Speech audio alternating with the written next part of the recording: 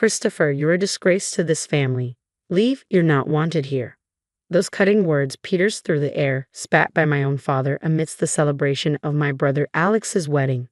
The humiliation stung deeper as Alex remained silent, a silent accomplice to my expulsion.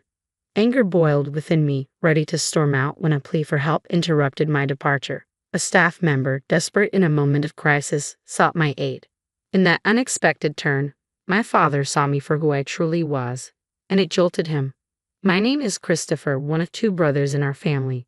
Growing up, our father, a stern lawyer, favored Alex, leaving me to perpetually chase his shadow. No moment of leisure existed in our lives. Every second was dedicated to lessons and studying.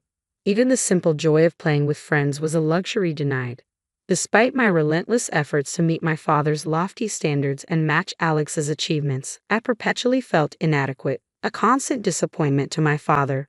The pivotal moment arrived with the entrance exam for a prestigious school, a futile attempt to win my father's approval. When I inevitably failed, my father's silence towards me solidified, his attention solely on Alex and my mother. Left to navigate the shadows of neglect, I found solace in my mother's unwavering support, but they persisted, exacerbated by Alex's indifference. Determined to forge my own path, I departed silently after high school, leaving only a note for my mother. Striking out on my own, I secured a job at a hotel where I could both work and live. It was there, amidst the bustling corridors and transient guests, that I found the freedom and fulfillment that eluded me at home. I get to focus on what I need to do, Christopher. Another mistake? How many times do I have to tell you? I'm sorry, I'll fix it right away. Get it together, Christopher. Michael, the hotel manager, was relentless in his expectations. As a mere high school graduate thrust into the real world, I constantly found myself on the receiving end of his reprimands. Yet, amidst the criticism, I persisted, striving to prove myself in this unfamiliar terrain. Unlike my father's harshness, Michael's feedback was constructive. His praise, when earned, fueled my determination to excel. A significant moment etched itself into my memory at the dawn of the new year, the busiest time for the hotel. After completing the requisite training, I was entrusted to work independently. That year, the influx of guests seemed greater than ever, stretching our resources to their limits. The chaos of serving dinner guests, either in the bustling dining hall or through room service, reached fever pitch. Despite being a novice, I tackled my duties with fervor, aware that my learning curve came at the expense of the hotel's smooth operation. Then, a minor crisis struck on New Year's Day. A colleague fell ill, leaving us short-staffed. I doubled down on my efforts, pushing myself beyond the mandated hours to keep the hotel afloat. Just when it seemed we had weathered the storm, disaster struck. The kitchen sink's pipe burst amidst the dinner rush, plunging us into chaos. With no plumber available on New Year's Day, the situation grew dire. Michael's frustration mirrored the mounting tension. In a moment of desperation, I stepped forward. "Michael, can I try fixing the plumbing? I'll sort it out." Though met with skepticism, my offer was our only hope. With a hesitant nod, Michael relented, allowing me to take charge. Unbeknownst to many, my time at a science-focused high school had equipped me with a unique set of skills, including rudimentary plumbing knowledge. Drawing on this background, I set to work. Half an hour later, the once flooded kitchen was restored to order, the crisis averted through a combination of determination and unexpected expertise. I had somehow managed to fix the pipe, I announced breathlessly to Michael. He rushed over, turning the faucet with eager anticipation. Water gushed forth, a testament to my makeshift repair. The room erupted in smiles and praise. "Great job, Christopher. You're my pride and joy," Michael declared, his words washing over me with warmth. Growing up under Michael's guidance had been a revelation. Together, we navigated the challenges of New Year's Day at the hotel, emerging victorious. The sense of fulfillment I experienced that day left an indelible mark, shaping the person I am today. 15 years flew by, and I found myself fully immersed in my role at the hotel. Then, one day, a letter arrived from Mom, breaking the silence that had settled between us. It bore news of Alex's impending marriage. Though I had drifted apart from Dad and Alex, Mom's plea for my presence at the wedding tugged at my heartstrings. Reluctantly, I agreed to attend. The venue, a luxurious hotel, mirrored Alex and Dad's penchant for extravagance. As I arrived, clad in a trusty suit, I couldn't shake the feeling of being out of place amidst the elite gathering. Perhaps Alex's bride, a woman of impeccable grace, was a product of Dad's networking or a strategic alliance. In the waiting room, surrounded by faces of high society, I found myself an outsider, observing from the periphery. With no one to engage, I became a silent observer, watching the intricate dance of privilege and power unfold before me. As I locked eyes with two familiar faces, a sense of unease settled within me. His expression was unmistakably displeased. Dad and Alex approached, their presence looming over me. "Why are you here?" Dad's voice, deep and commanding, echoed through the air, stirring memories long buried. "Is it so wrong to celebrate Alex's wedding?"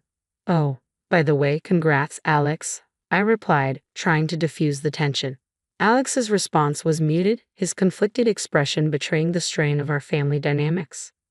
"What have you been up to all these years?" "No doubt some worthless job," and his words cut through the air like a knife, his disdain palpable. "Christopher, you shouldn't be here," he continued, his tone dripping with contempt. Mom rushed over, attempting to intercede.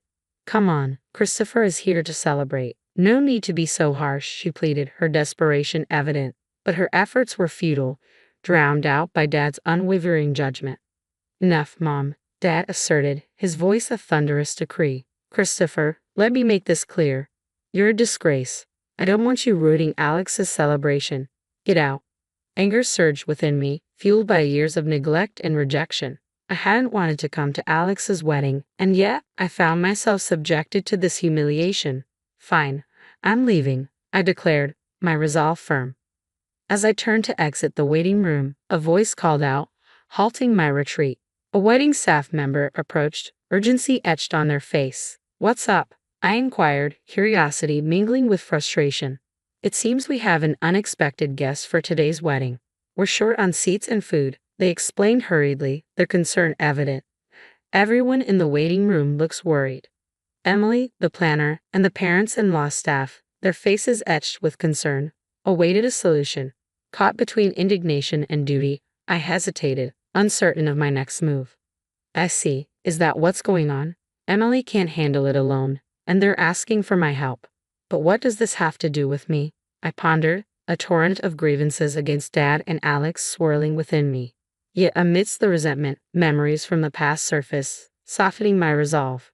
Recollections of Alex's kindness flooded my mind, the times he made space for play during our study breaks. If I walked away now, I'd be no better than Dad. With a determined sigh, I turned back to the wedding staff. "Can you take me to Emily?" I requested, a flicker of resolve in my voice. The staff member's face softened, and I followed them back into the waiting room, reclaiming the ground from which I had been expelled moments before. In the center of the room, Emily, Dad, and the bride's father wore expressions of concern. As I approached, Dad's eyes locked with mine, his demeanor bristling with hostility. "Why has Christopher returned?" he demanded, his tone sharp. Before he could escalate the confrontation, Emily intervened. "General Manager, please help us," she implored, her urgency palpable. Dad's shock was evident as I calmly revealed my position as the general manager of the hotel chain. Since joining the company during its nascent stages, we had expanded to hotels and wedding venues nationwide. The very hotel we stood in was under my oversight. "I think I can handle this," I assured them, dismissing Dad's protests with a wave of my hand. "Dad, I'm busy right now. We'll talk later." With a sense of purpose, I turned to Emily. "Relax, Emily. Get the seats and everything else ready. I'll take care of the food," I directed, watching as the tension ebbed from her features. "Understood. I'll leave the food to the general manager and handle the rest," she affirmed before rushing off to execute the plan. With all eyes on me, I exited the room and sought out my friend, Chef Jackson. "Hey, you in?" I called out as he emerged from the kitchen. "Christopher, what brings you here?" he inquired, his curiosity piqued. "I am here as a guest today. My brother's wedding is happening here, but we're one meal short.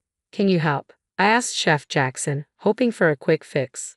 "Sure thing. I'll whip something up with my culinary skills," he replied confidently.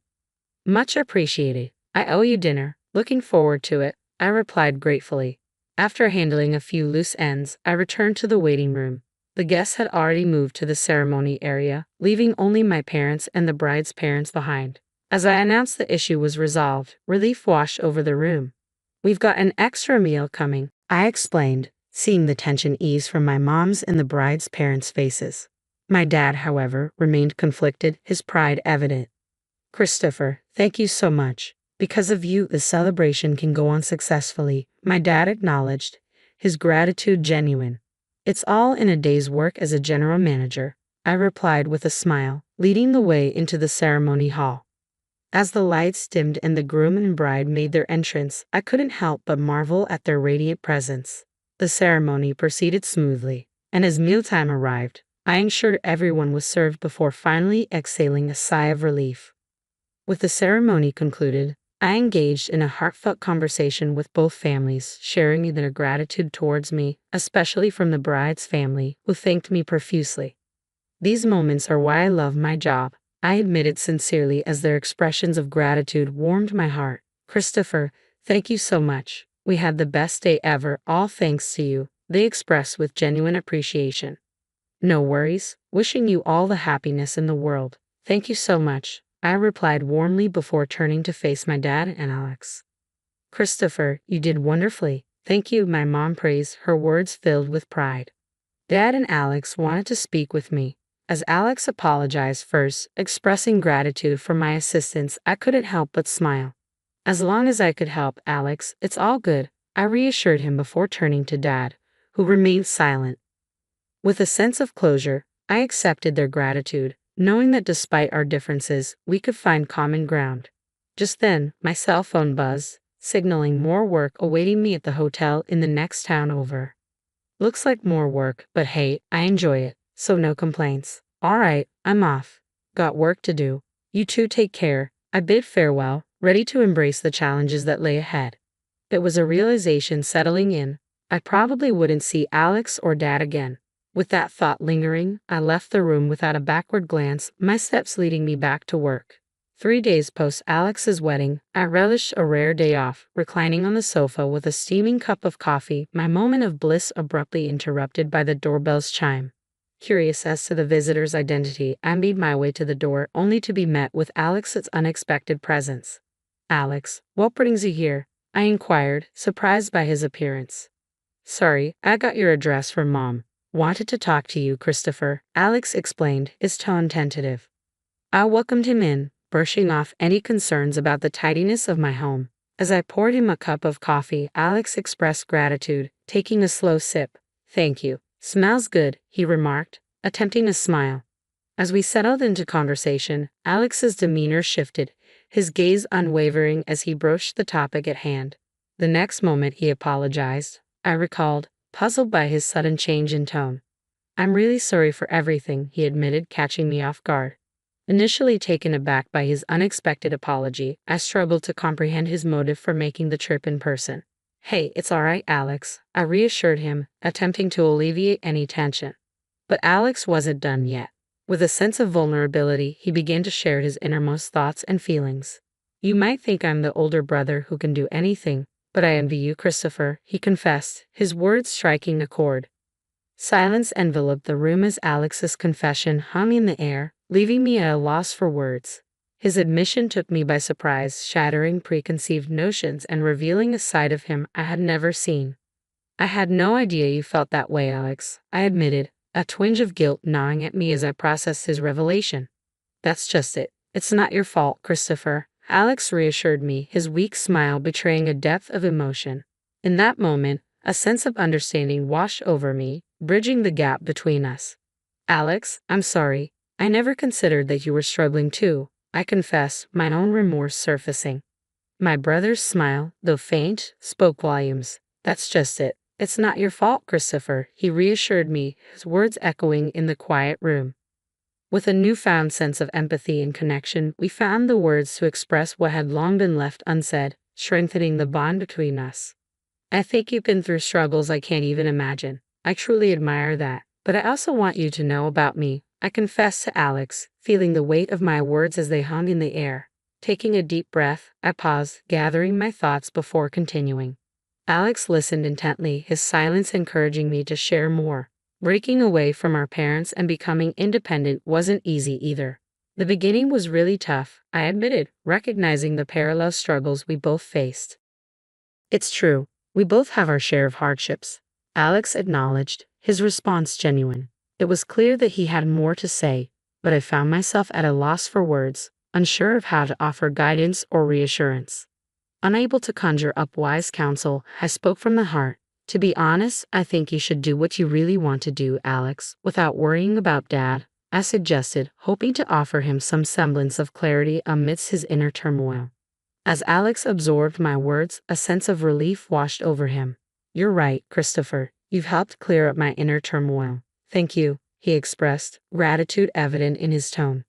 No, thank you, Alex, for coming over, I replied sincerely, accompanying him to the door as he departed with a promise to return for coffee.